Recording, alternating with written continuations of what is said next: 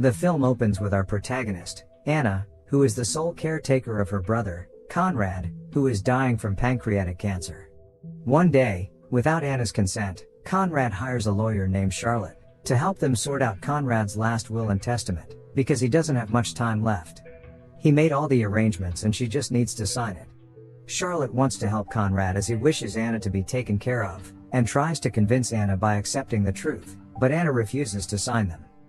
After the lawyer leaves, we see Anna and Conrad embracing each other, and as part of his last words, he tells her that she is strong now and she can't stay locked up forever. He also tells Anna that she has to get out and be the part of the world, and she should forgive their dad for what he's done in the past. However, the stubborn Anna refuses to even consider forgiving her father, so she storms out of the room. Later that night, Conrad passes away in his sleep, leaving Anna completely alone in the house, trying to cope with her grief. After Conrad's body gets taken away, later that day, Dan, who is their usual catering delivery guy, shows up to deliver some food. Anna invites him in, and he comforts her a little through her grief. Dan opens up about wanting to leave this town, but not having enough money to do so, which prompts Anna to hand him a bag of cash. Anna claims that she has more money than she knows what to do with now that her brother is gone. Dan politely declines this offer. In the next scene, Anna gets ready to attend Conrad's funeral. However, she can't seem to bring herself to go outside, while Conrad's lawyer is calling multiple times on her landline as she was expecting Anna at the funeral. Instead, she decides to boil some water, presumably to make some tea. Not long after, a car pulls up into her driveway, and three menacing-looking men exit it. Scared, Anna moves to hide under the kitchen table. The three men break into her house, and begin going through the rooms in search of something.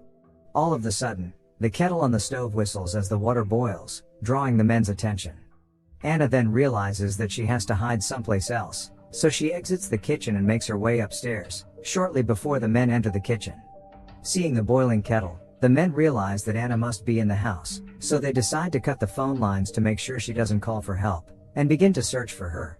One of the men, whose name is Perry, decides to investigate upstairs, and finally finds her, which sends Anna running right to the front door.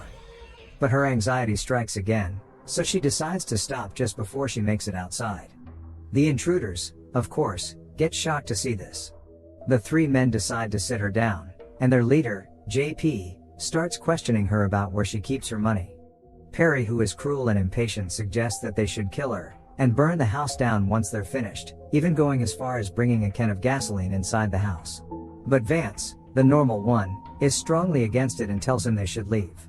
JP and Vance then proceed to leave Anna under Perry's watch, while they go search for the money.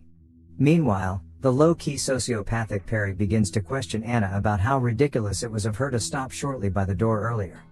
Here is the point where we learn that Anna has agoraphobia, which is a phobia of the outside world. Hence, she has not left her home in the past 10 years since her father died. Knowing this, Perry decides to be a dick about this, and forcefully drags her to the front porch, prompting Anna to go on a spiral. JP interrupts them and grabs hold of Anna. During this time, she suddenly pisses herself. JP tries asking her where the money is, but Anna, who is clearly having a mental breakdown, can't seem to speak.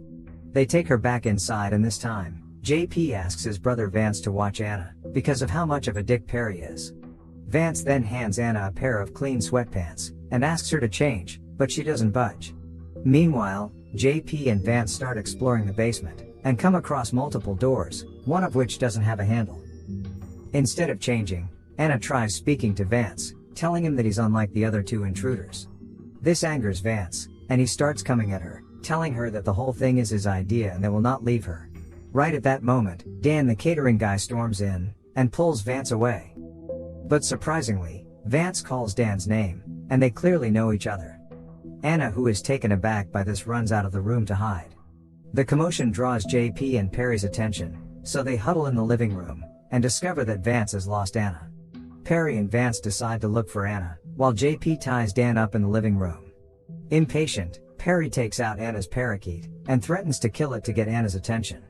However, Anna does not come out of hiding, so Perry kills the poor little bird before joining JP and Dan in the living room. Anna runs and hides in the bathroom, and it is Vance who ends up finding her.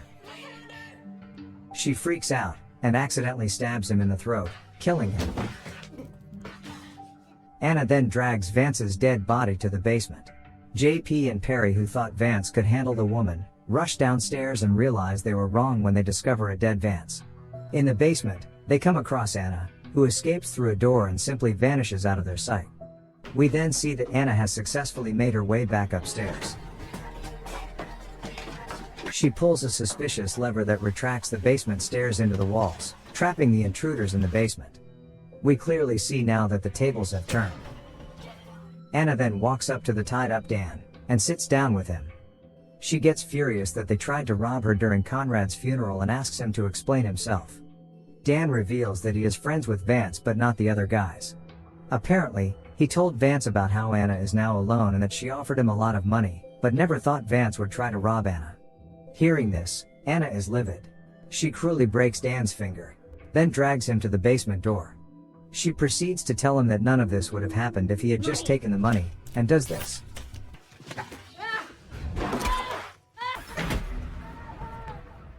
Right after, Anna moves to a room where she can surveil the basement, and watches Dan and the intruders. In the basement, we learn that Dan's kneecap is dislocated, so one of the guys helps to realign it. Afterwards, Anna opens the basement door and tells them that there is a first aid kit in the other room. Perry, who is frustrated, smashes Dan's leg. JP, however, tries to be diplomatic, so he enters what looks like a tidy kid's room, but then the door shuts behind him. This is because Anna has a special controller that controls everything in the basement. Perry, who refuses to be stuck here, starts slamming himself against a door, and manages to break through it. He finds an empty hallway, along with a room with a noose. He also discovers that this room is right next to the room where JP is. Then all of a sudden, the lights in the hallway go out. Curious, Perry walks back into the hallway. And then, lights turn on again, and he discovers a hole in the wall. He looks inside it, and finds a set of stairs going up. However, when he's about to alert JP about this, Anna sneaks up behind him and hits him in the head with a hammer. They end up scuffling, and he manages to pin her down and begins choking her. But because of his recent head wound, his grip weakens and he bleeds to death, before he gets to kill Anna. Soon after, Conrad's lawyer, Charlotte, enters the house to check on Anna. She asks why Dan's car is outside. Meanwhile in the basement, Dan goes to check on Perry but instead finds a cooler. Upon opening it, he startles to find a frozen dead body. Upstairs, Anna picks up a knife, ready to strike Charlotte. While at the same time, Dan finds the hole in the wall, and begins going up the stairs and knocks on the ceiling at the end of the staircase. The knocking noises don't go unnoticed by Charlotte, but Anna is quick to convince Charlotte that the noise is simply coming from the house's radiator. Charlotte doesn't question it and leaves. Up next, Anna decides to descend to basement.